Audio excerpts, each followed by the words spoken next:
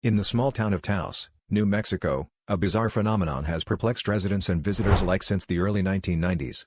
Known as the Taos hum, some individuals hear a persistent, low-frequency sound resembling a distant diesel engine, despite there being no identifiable source. This mysterious sound, which has been described as a hum, buzz, or even whir, is heard by a minority of the population. Numerous investigations have been launched to uncover the origin of the Taos hum, but none have succeeded, leaving it as one of the intriguing auditory enigmas of the modern age.